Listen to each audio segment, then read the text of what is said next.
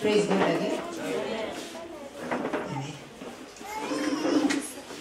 Baada mnakushukuru Madam Judy kwa fungu funzo ambalo tumelipata limeweza kuwa na manufaa nyingi kwangu binafsi. Mungu akubariki na uendelee kuinua wengine kwa njia hiyo. Na nilifurahia kwamba dada ambaye alimleta, she was college mate and a year mate. Whatever she said was plain truth.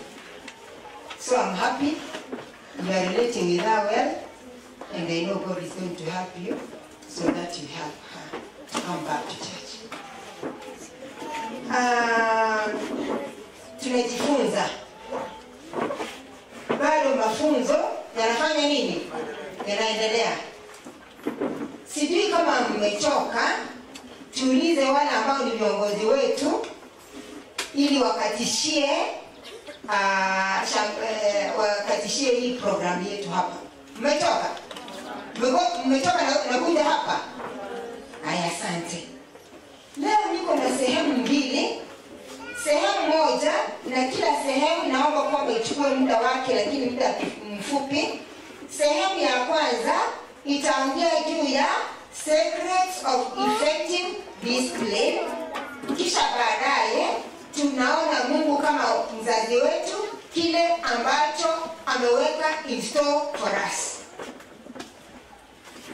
Tukiangalia hadithi moja, kuna hadithi moja fupi juu ya mzee fulani ambaye alikuwa na watoto wake wawili. Huyu mzee ambaye alikuwa na watoto wake wawili, mke wake hajatajwa. Mzee tu ndiye ametajwa. Sitaki kusema jina lake. Pengine watoto wetu watatuambia jina lake. Huyu mzee hakuelekeza watoto wake vizuri, hawa watoto wawili.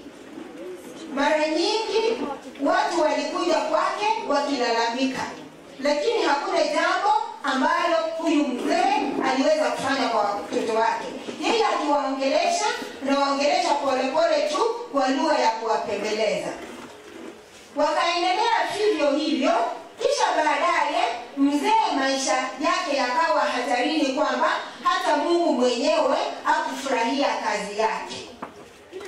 Kwa siku moja tu mzee aliweza kupoteza maisha yake na maisha ya watoto wake. Mzee jina lake limetajwa ndani ya Biblia, na ubaya ni kwamba wavulana wake wawili wakifa siku moja na baba yao, hata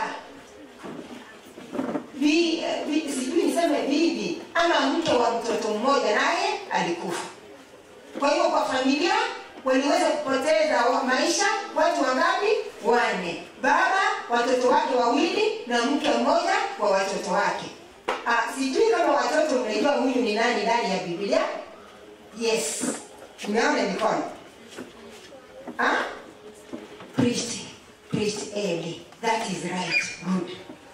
Ni kuhani ambaye alikuwa anaitwa Eli. Eli si alikuwa ni mfanyikazi wa kanisa. Lakini imagine amepoteza maisha yake na amepoteza maisha ya watoto wake wawili pamoja na mke wa mtoto wake mmoja, Priest Eli. Sasa leo tunaenda kuangalia vile wazazi wetu wataweza kutuelekeza kiwango kwamba wasiwe kama Eli. Kuna njia 4 ambazo wazazi watatuelekeza, lakini wazazi watatuelekeza kwa njia gani? Number 1, parenting, malezi, kutulea. Na wanatakikana kutulea namna gani? Kwa mambo mawili. Jambo la kwanza in love, jambo la pili in discipline. Love and discipline. Wazazi wetu wanatakikana kutuelekeza kwa mambo hayo mawili, in love and discipline.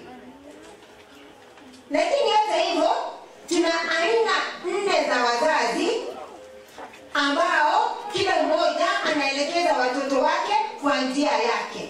Hao ndio wazazi tutawaangalia, na ninataka watoto muwe waangalifu, muwe wasikifu, ama wale ambao mnasikia vema, ujue mzazi wako yuko wapi. Yuko yuko katika number 1, yuko katika number 2, number 3, number 4. Kisha baadaye ukienda nyumbani utasaidia mzazi wako kuwa mzazi ambaye anahitajika kuelekeza watoto kwa hali ambayo inafaa. Mzazi wa kwanza anaitwa authoritarian parent. Authoritarian parent. Authoritarian parent. Authoritarian parent. Nataka tuangalie yeye analea watoto wake vipi.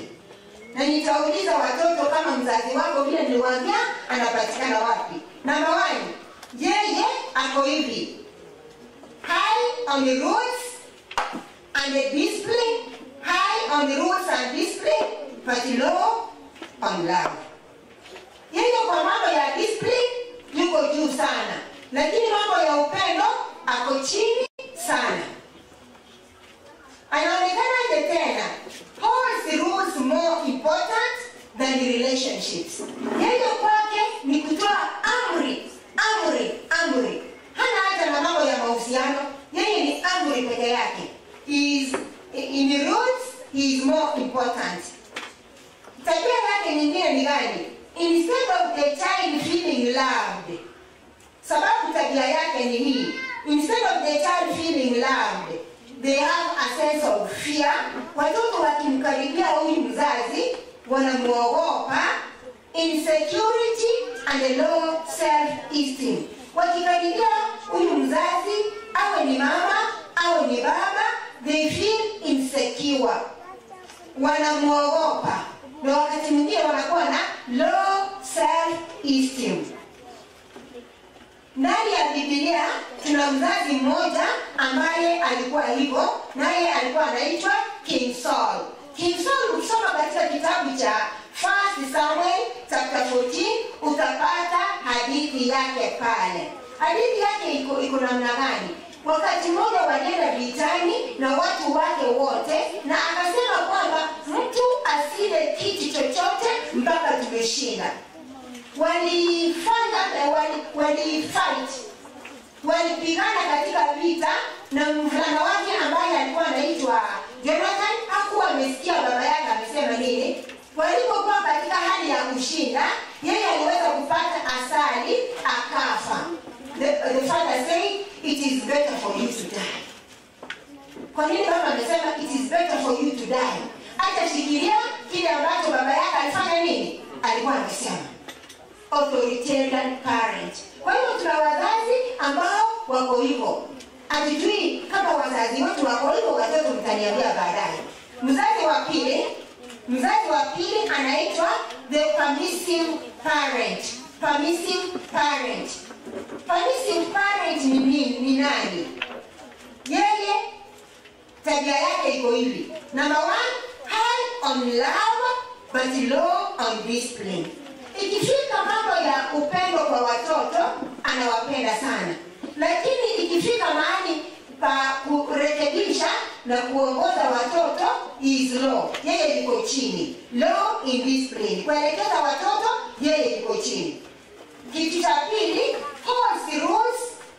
Kitu cha pili kwa huyu mzazi, they overlove, overprotect and indulge. Wao wanaonyesha upendo mkubwa kwa watoto. Overprotect, maana yake yeye hata mtoto akifanya jambo fulani anamtetea hata akiwa kwa makosa. Kama ni mimi nimeenda kwake, ama ni mimi mtu amekuja kwangu, akaniambia mtoto wako naona kama yeye njia zake ni mbaya, nasema hapana, useme hivyo kwa mtoto wangu, na muelewa ni mzuri. Usitaje mtoto wangu amefanya hiki na kile. Yaani wale wazazi ambao wana overprotect watoto wao. Tabia yake nyingine ni nini? Yeye ana laws, establish no laws. Kwa familia yake ataweka amri ya kulinda watoto wake. Yeye anaachilia watoto wake tu hivyo.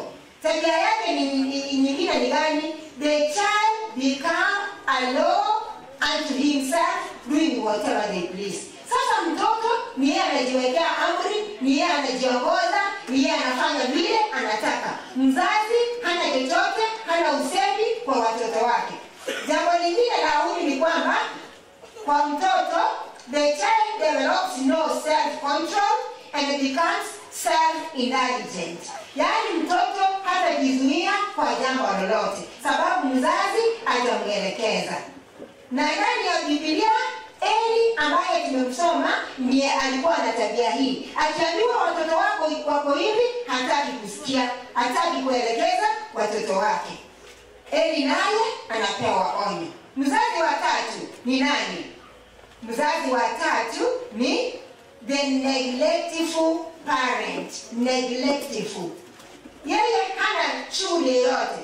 Permissive ndio yeye yuko, lakini ana permit, anaruhusu mambo fulani kutendeka.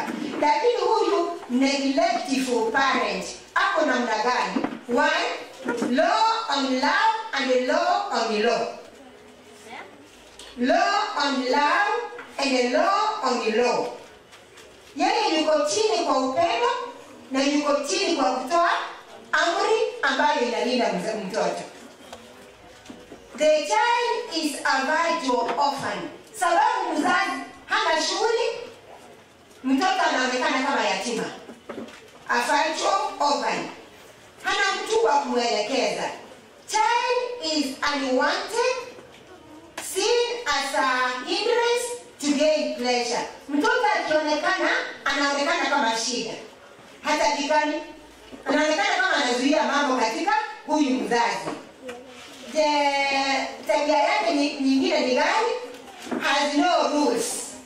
Na watoto wakikuwa bila rules, wanakuwaje? They are prime candidates of criminal activity. Wale watoto ambao wanapatikana sana kwa criminal activity ni wale ambao waliishi katika neglected families, katika mzazi ambaye hakuwa na haja na watoto wake. Watoto wakae shughuli zao, hana shughuli na watoto.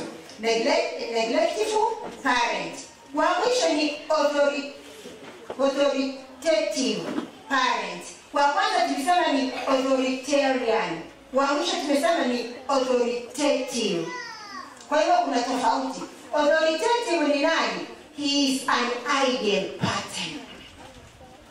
High love, high discipline.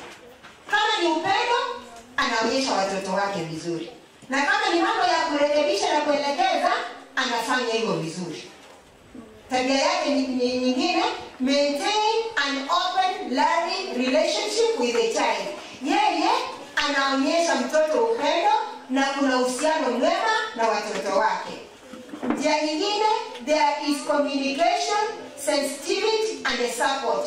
Mahali ambapo mawasiliano yanataka na watoto, yuko pale. Ni mzazi ambaye anaweza kuona hapa mambo yaweza kuwa sawa. Ni mzazi ambaye ana support. Sasa swali ni kwa watoto. Na tabia yake nyingine, have clearly defined the rules and conformity is required. Yeye amri zake, sheria zake za nyumbani zinaeleweka vizuri. Mzazi anataka hiki, mzazi hataki kile.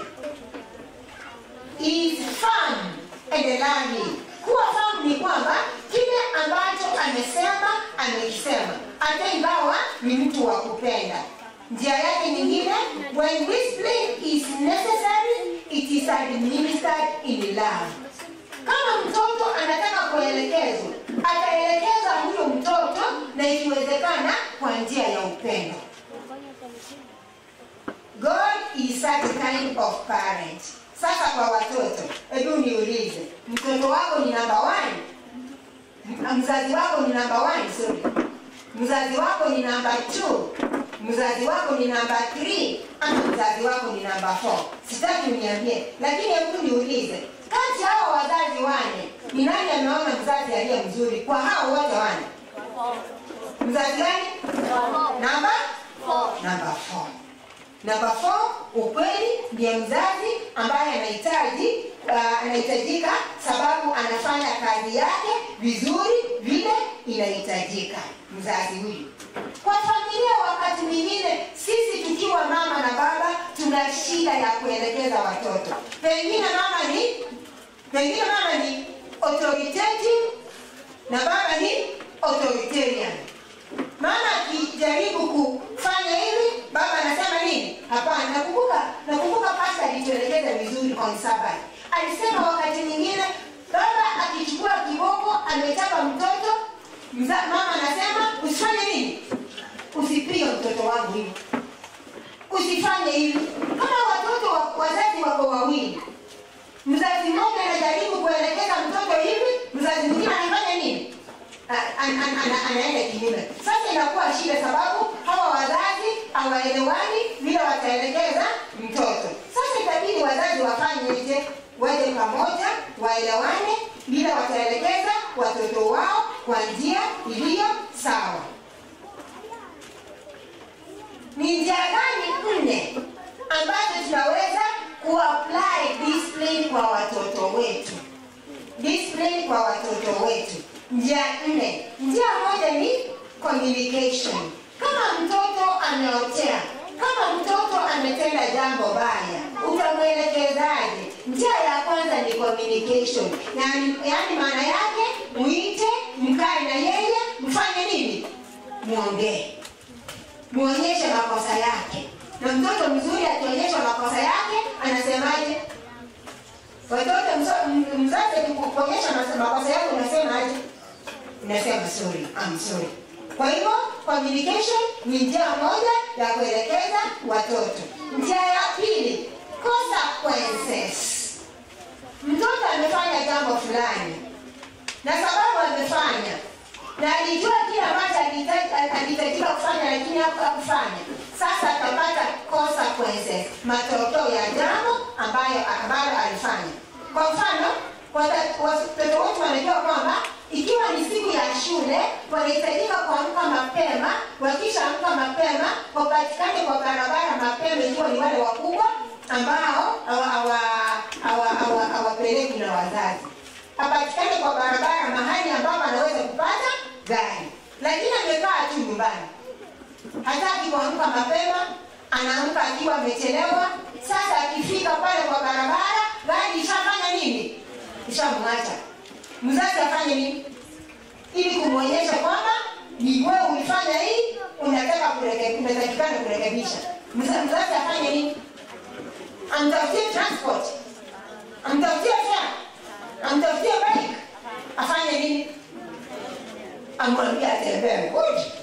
Sasa tembea, ni wewe ulichelewa, basi tembea wapi? Ni watoto tena wanasema kwamba wakati mwingine unawakosea.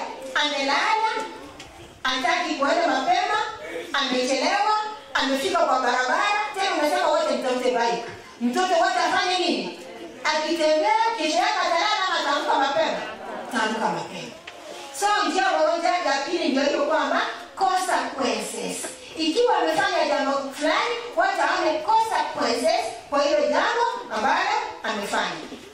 Njia nyingine ya tatu, mtu ambaye Mungu alimwacha akapata consequences za uchaguzi wake ni David.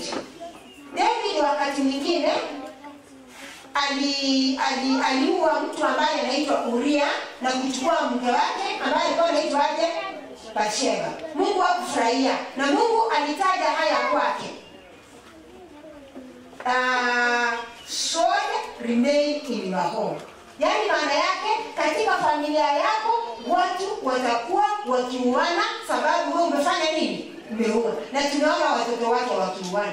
Wakati mwingine consequences huwa ni lesson nzuri kwa yule ambaye amekosa. Haya, njia ya tatu ambayo tutarekebisha mtoto is withholding privileges. Tuseme kwa mfano, mtoto ameiba sukari na ana tabia ya kuiba sukari. Withhold the privileges. Mzazi atafanya nini? Kama mtoto anapenda kuiba sukari, mzazi atafanya nini? Atampatia chai ama uji bila? Mtoto akinywa uji na chai bila sukari, atajua kuiba sukari ni kazi mbaya. Ataacha kuiba sukari. So, hiyo tunasema withholding privileges. Hiki Mungu aliweza kufanyia Moses.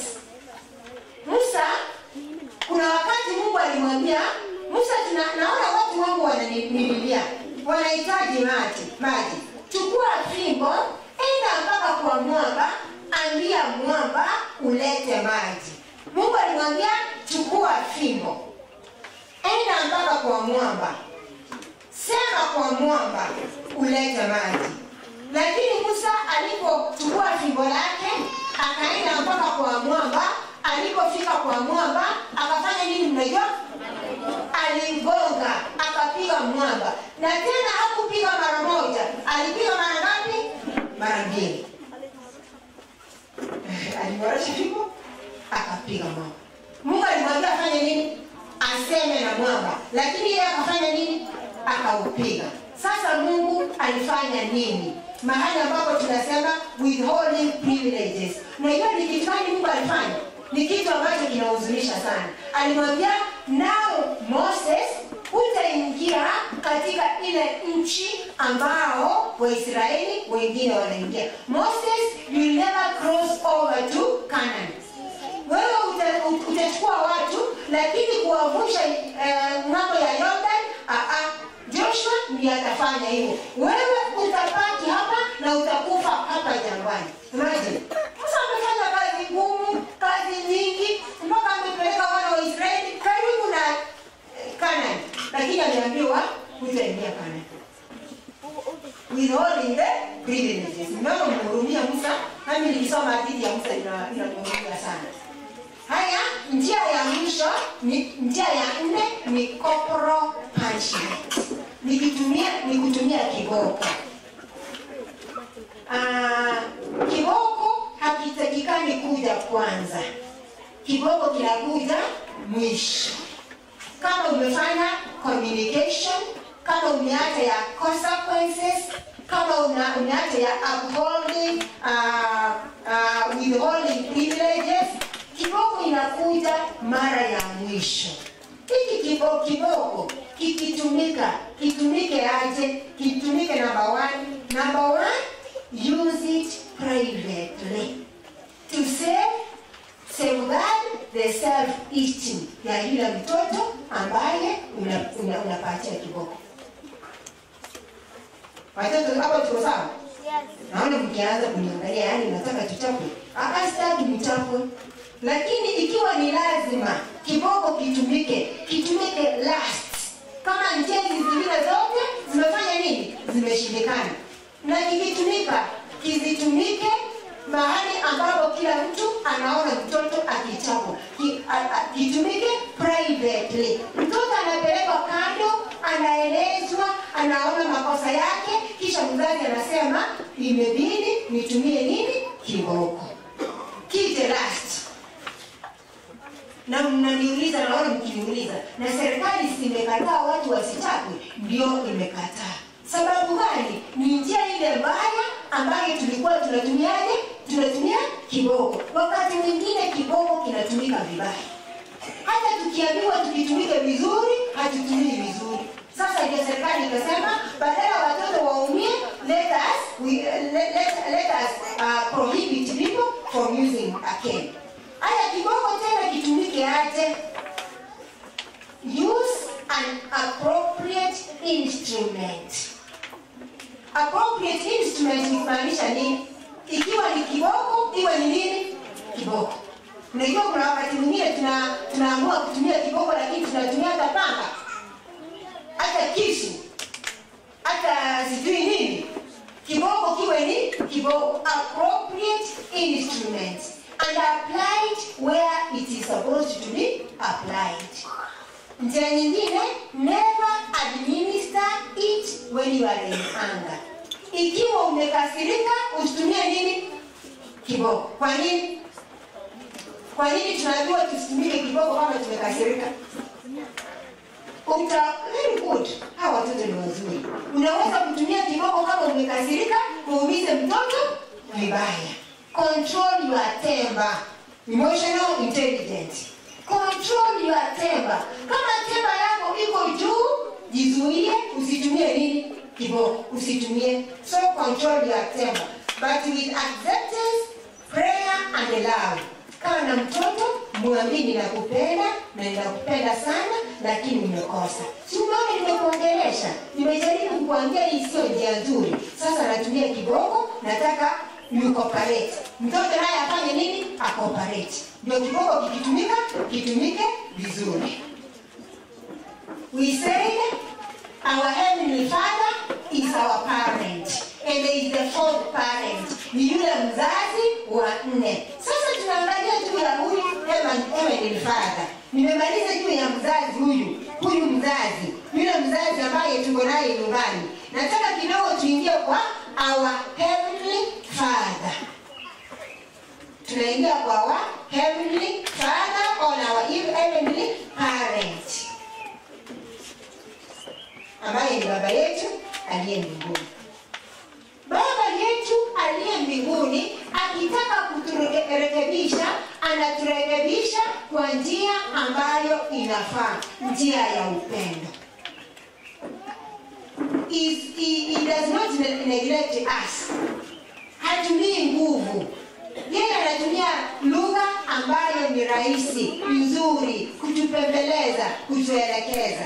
Sasa huyu Heavenly Parent, kitu cha kushangaza ni kwamba he is coming again. Our Heavenly Parent is coming again.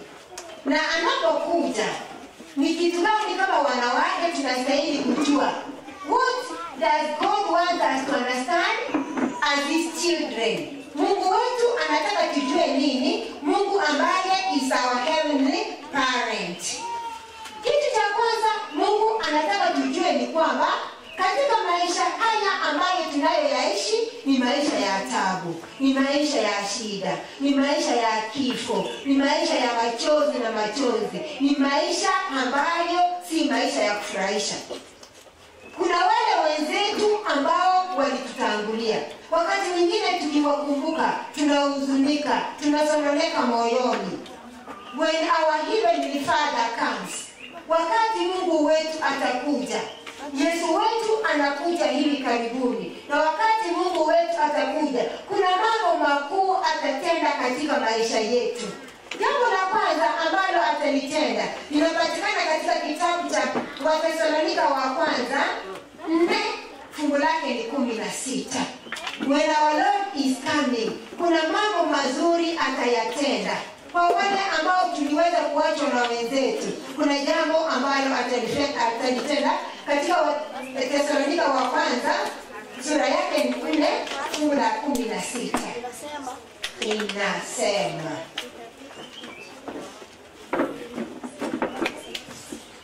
First Thessalonians 4:16. Says, and it says, there will be shout of command and an angel's voice, the sound of God's trumpet, and the Lord himself will come down from heaven. Those who have died believing in Christ will rise to life first. Amen. Jambo la kwanza ambalo Yesu wetu akija atalifanya ni kwamba wale ambao walikufa ndani ya Kristo watafanya nini? Ulisema rise. Kumbe rise hawaelewi kwa kizungu. Rise ni kufanya nini? Kufufuka. Watafufuka kwanza. Imesema kufufuka kwanza. Wale wenzetu ambao walituacha. I simply want you to imagine you losing a beloved one. It could be a spouse. It could be a son or daughter. It could be a parent. It could be anybody close to you. Pengine umepoteza. Na wakati mwingine ukijaribu kufikiria unahuzunika moyoni. The dead with Christ will rise. Yesu akija. Jambo la pili ambalo atalifanya akija, la kwanza ni kwamba the dead in Christ will rise. Jambo la pili ambalo atalifanya, verse 17. Bado tuko hapo, verse 17. Kisha sisi pamoja.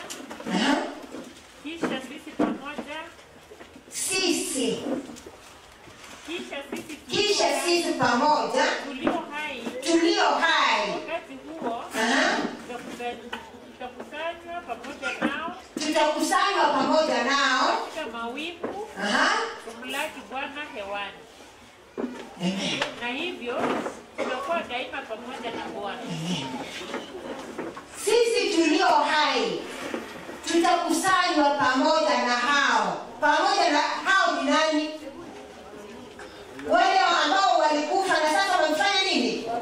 Wamefufuka. Sisi tulio hai tutakusanyika pamoja na hao, tukimlaki mawinguni, na huku tutaenda kuishi na Mungu wetu milele hata milele. So kitu cha pili ambacho Mungu wetu atafanya ni kwamba those who are alive will be transformed. Tutabadilishwa. Hatutaenda mbinguni na hii miili yetu, tutabadilishwa. Biblia inasema kufumba na kufumbua tutabadilishwa. Kisha tuungane na hao mawinguni. Hatutaungana nao hapa ulimwenguni, tutaungana nao wapi? Mawinguni. Just on the air. Hapo juu, katikati. Kisha tutaelekea wapi na hao? Mbinguni. Tutabadilishwa. Wale ambao wamelala watafufuliwa. Sisi ambao Yesu atakaporudi tukiwa hai, tutaungana nao mawinguni kuelekea mbinguni. That is what God has prepared for us. Kisha baadaye tukishaungana nao, tuko katika safari. Vitabu vya Helen White inasema ni safari ambayo itatupeleka muda wa siku ngapi? 7 days. I simply want you to imagine the scene. Tunasafiri 7 days. Tukielekea wapi? Mbinguni. Haya, tukishaenda mbinguni, then what? Revelation. Kitabu cha Revelation, kitabu cha Ufunuo 20 fungu lake la 4. Tukishaenda nao, kitabu cha Revelation. And it says, Then I saw thrones, and those who sat on them were given the power to judge.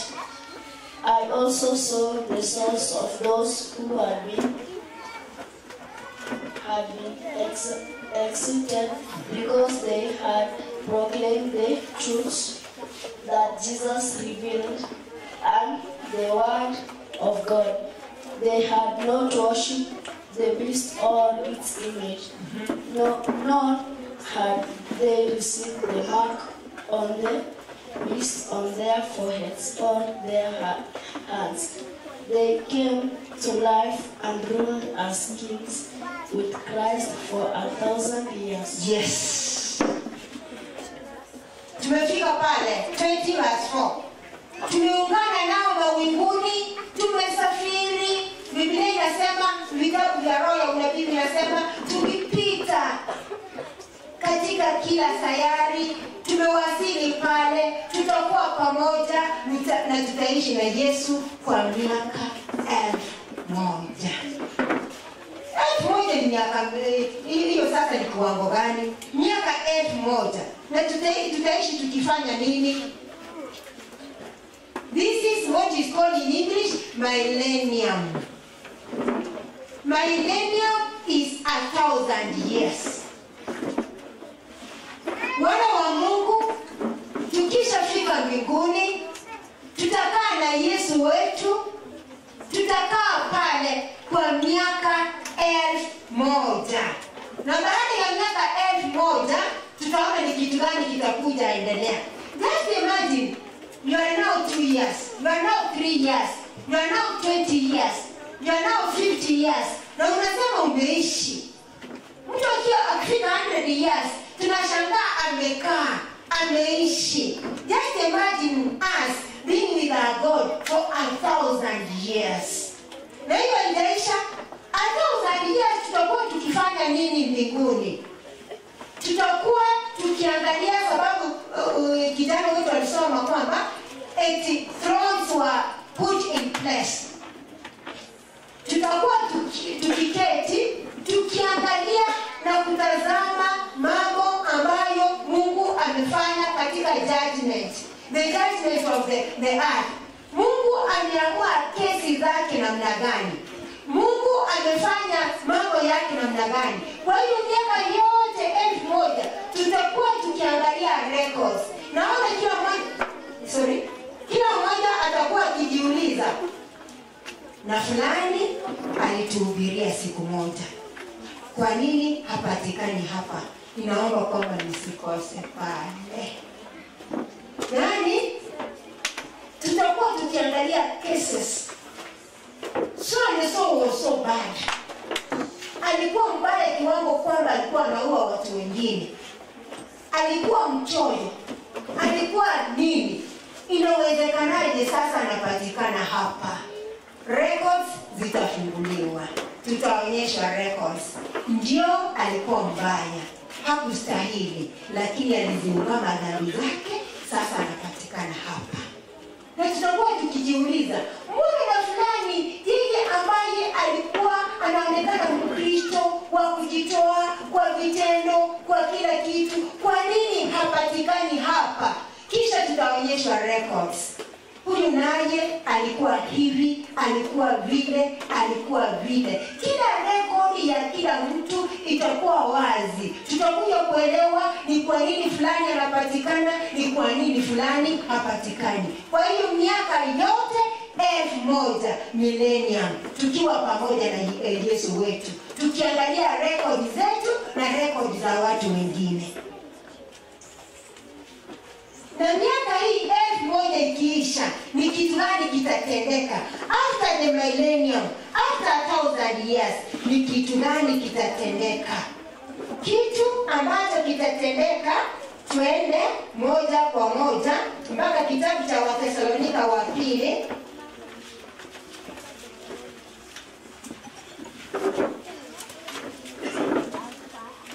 Second Thessalonians chapter 1. Naomba mmoja asome verse 1 na 2 nikiconfirm hiyo verse. And it says, from Paul, Silas and Timothy, to the people of the church in Thessalonica, who belongs to God our Father and the Lord Jesus Christ. May God our Father and the Lord Jesus Christ give you grace and peace. Okay, thank you so much. I will confirm the verse. I will confirm the verse. What is that? Huh? Revelation 20. Revelation 20 verse 1 to 3. Kusoma? Kisha nikaona malaika akishuka kutoka mbinguni, mwenye ufunguo wa kuzimu, na mnyororo mkubwa mkononi mwake. Akamshika yule nyoka wa zamani, ambaye ni Ibilisi na Shetani. Akamfunga miaka 1000. Akamtupa katika kuzimu.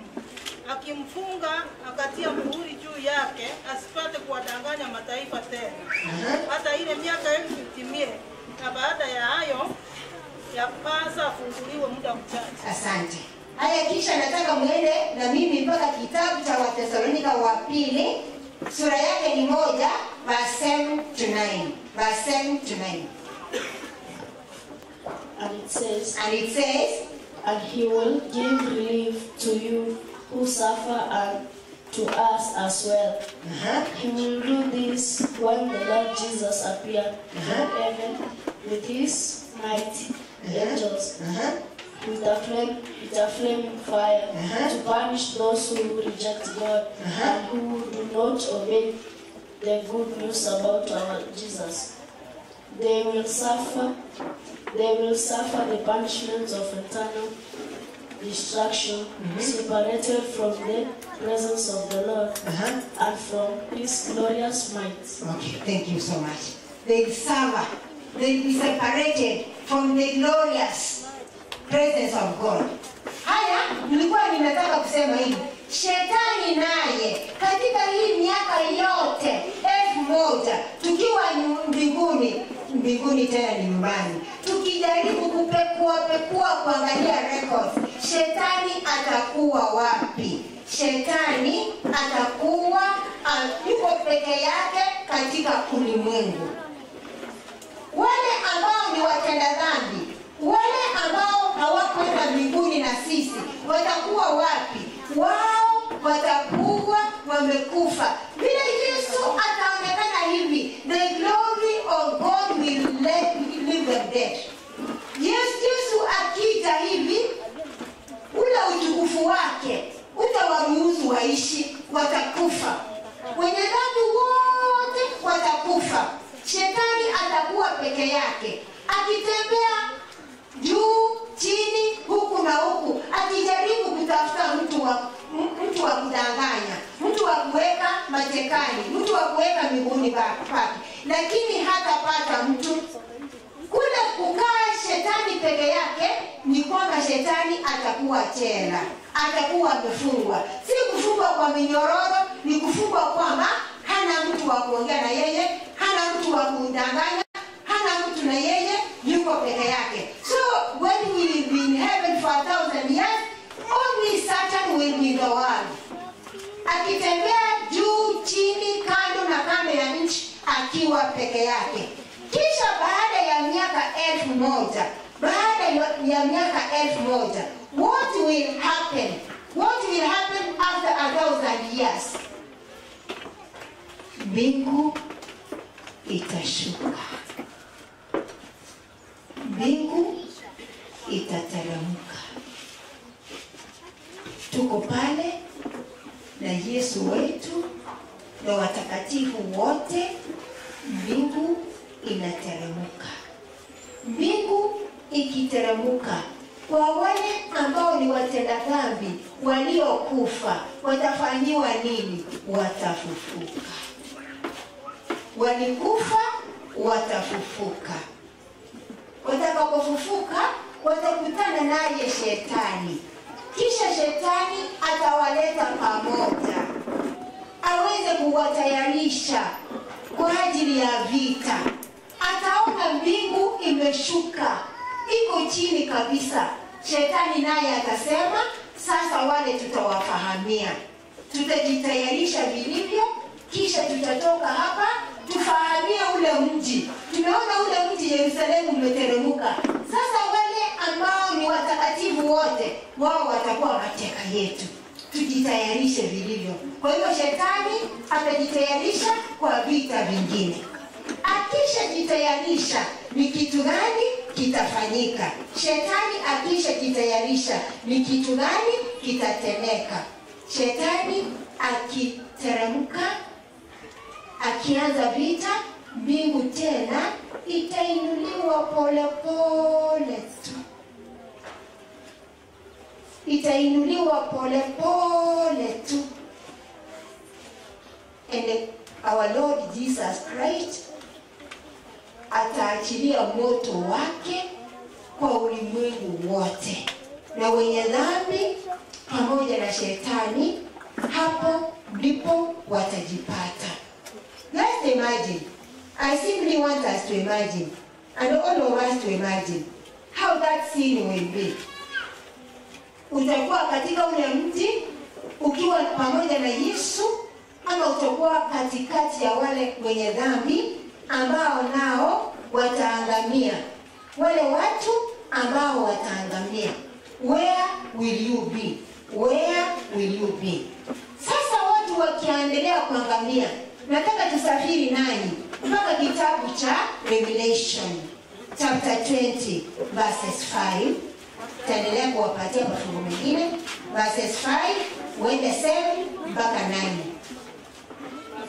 Inasema, the rest of the dead did not come to life until the 1,000 years were ended.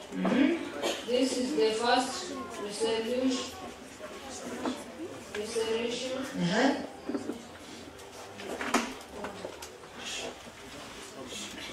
This is the first resurrection. Blessed and holy in the who shares in the first resurrection. Resurrection. Yes, over such the second death has no power, but they shall be priests of God and of Christ, and they shall reign with him 1,000 days. And when the 1,000 days years are ended, Satan will be lost from his prison, and will come out of receive the nation which are at the four corners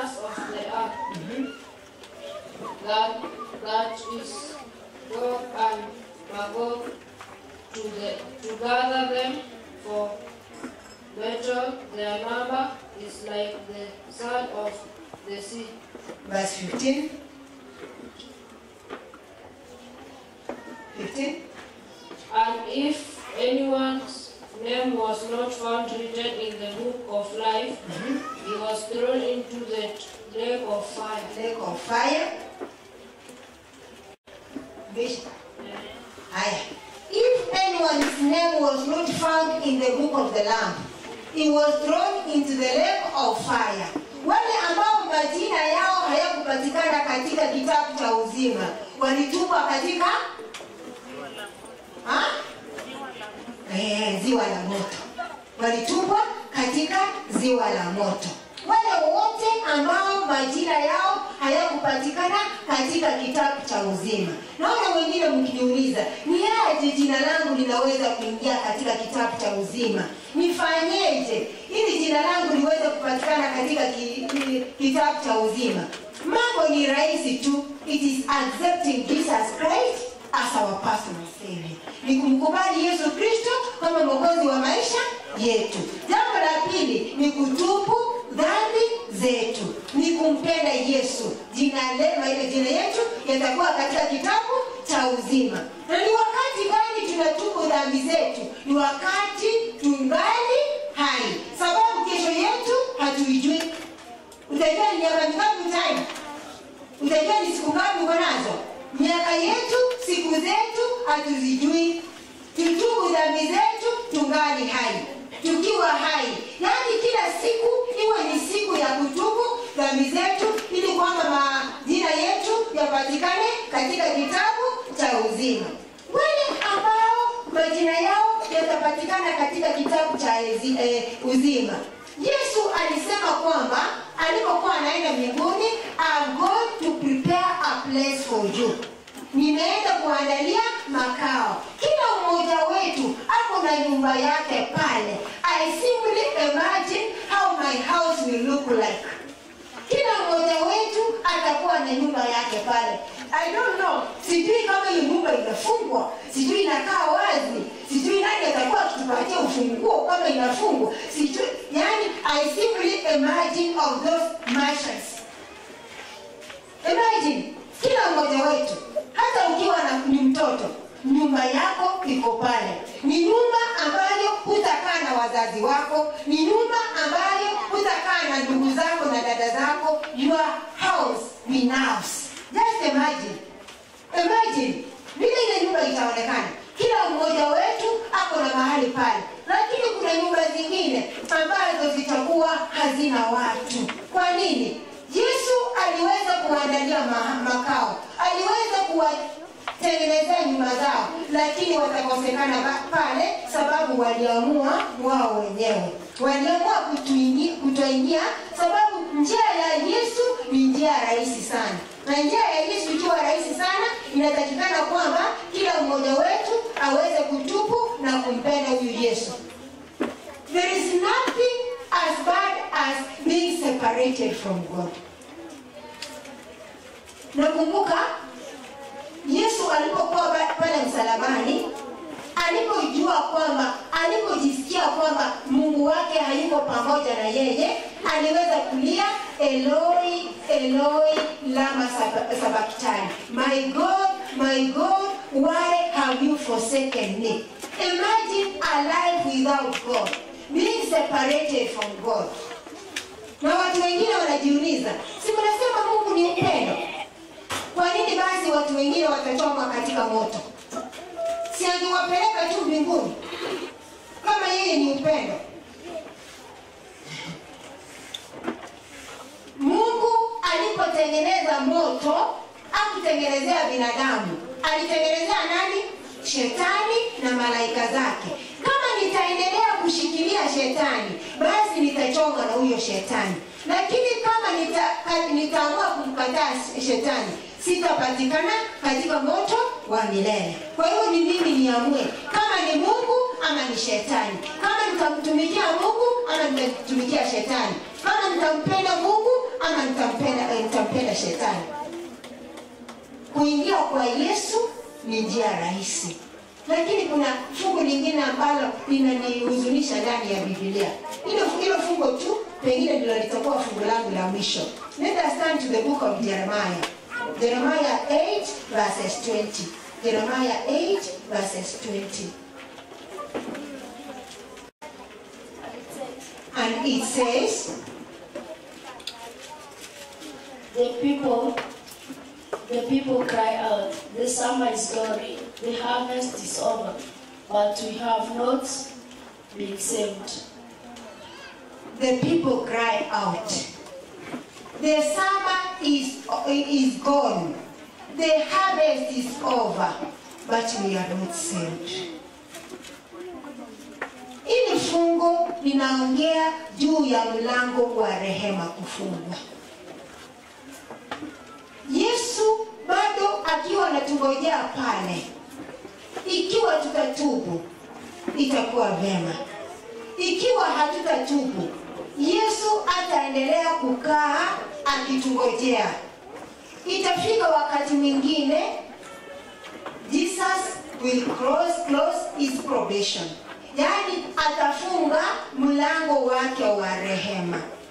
Tutakuja kuangalia ni sehemu gani Yesu aliopo sahihi katika hekalu la mbinguni. Jesus is in the holy of holies.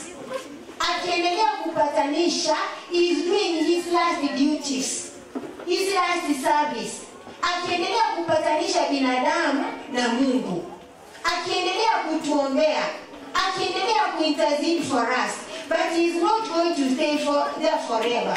Siku moja Yesu atatoka mle ndani, na watu wale ambao wataenda kwake ikiwa ashatoka ndio hawa sasa wanalia, the summer is gone, the harvest is over, but I'm not saved.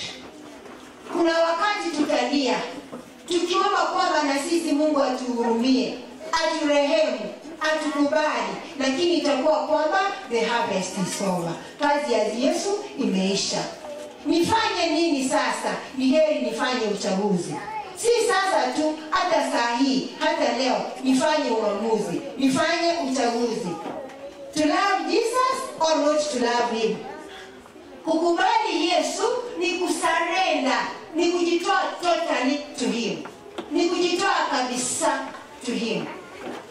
To love Jesus is to accept his baptism. To love Jesus is to accept his Sabbath. To love Jesus is to accept his sacrifice. Nikisha ambayo nimempenda Yesu, Yesu atanikubali. Nami nitakuwa katika kundi lile ambao tutamlaki mawinguni tukisema, na huyu ndiye Yesu tuliyekuwa tunamngojea. Kama hilo ndilo ombi letu, nataka kuona tukisimama. Ikiwa ni ombi lako, usisimame kama si ombi lako. Kama ombi lako ni kwamba jina lako lipatikane katika kitabu cha uzima, usikosekane pale na uwe katika lile kundi ambalo litamlaki mawinguni. If that is your prayer, let us stand up. Mle ambaye ni ombi letu. Tuliimba wimbo ambao ulikuwa unasema, just as I am without one plea. Wale choristers, la la la la la la la. Wimbo ni 140. 140. Nitoe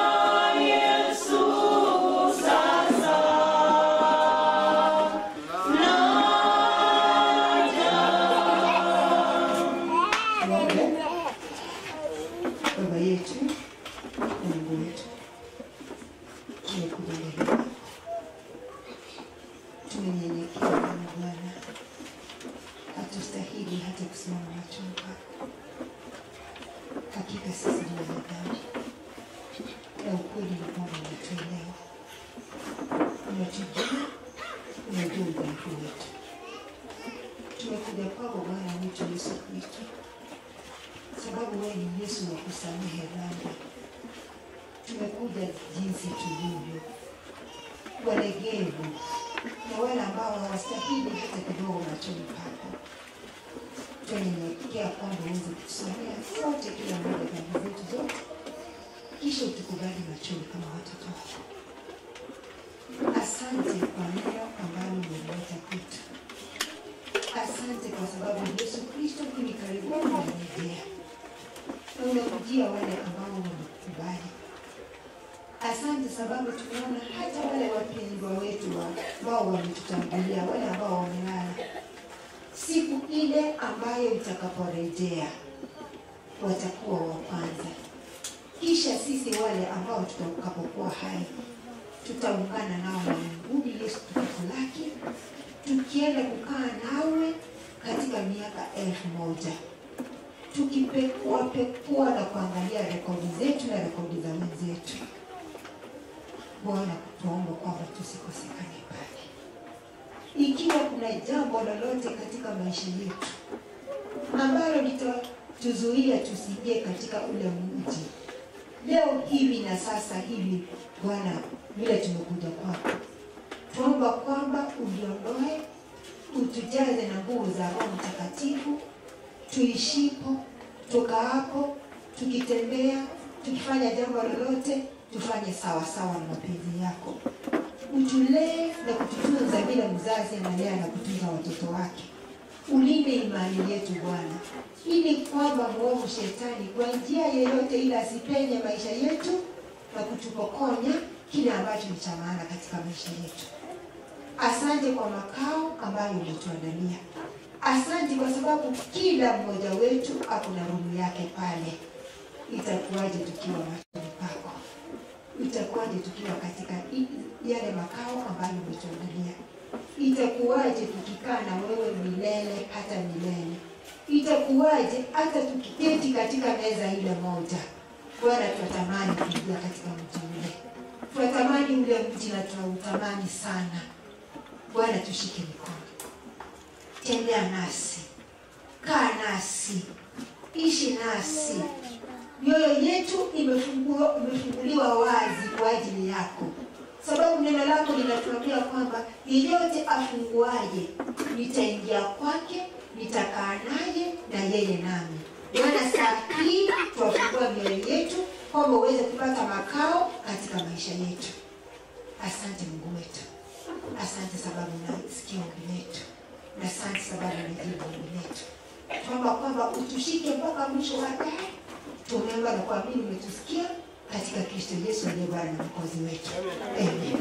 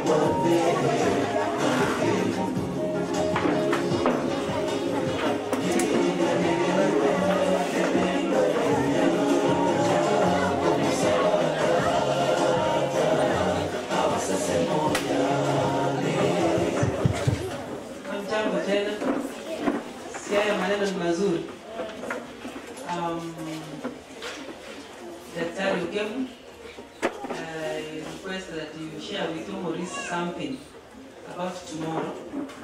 Yes, please. Tunashukuru Mungu kwa sababu ya wageni wetu ambao wametufunza maneno mazuri.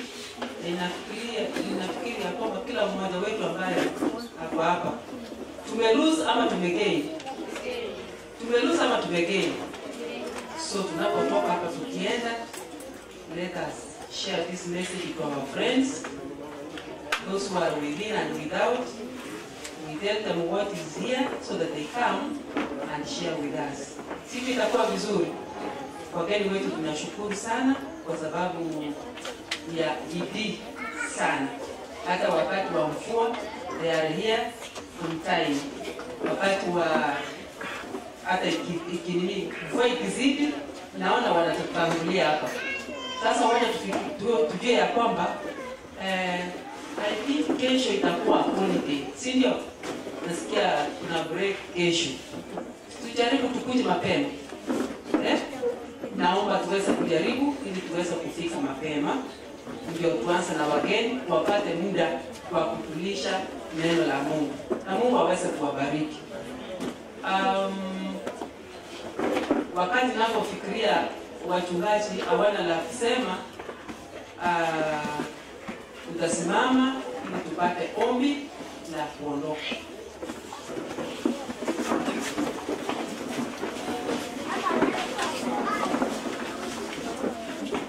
Watoto tukime, tuombe. Baba na Mungu wetu tupendaye, asante kwa sababu ya wema wako, asante kwa wakati huu, asante kwa siku hii ya leo, na asante kwa mibaraka ya neno lako ambayo tumepata wiki iliyopita na wiki hii. Asante kwa wageni wetu umewaleta katika kanisa letu. Asante kwa neno lako linalofika mbali na karibu. Baba, tunaomba tuweze kubarikiwa kila mmoja wetu. Sasa wakati umefika wa kuondoka. Tunapoondoka Baba, tunaomba mapenzi yako yatendeke. Ili tunapojiandaa tena kesho kurudi, mapenzi yako yaweze kutendeka. Uende na wageni wetu na uweze kuwapa afya njema ili waendelee kutulisha neno lako, kwa sababu katika neno lako ndio liko tumaini letu. Ututawanye na upendo wako, na tena utukutanishe na upendo wako, ndio viletu katika jina la Yesu aliye Bwana mkombozi wetu. Amen. Mungu aweze kuwabariki na tukumbuke vitu.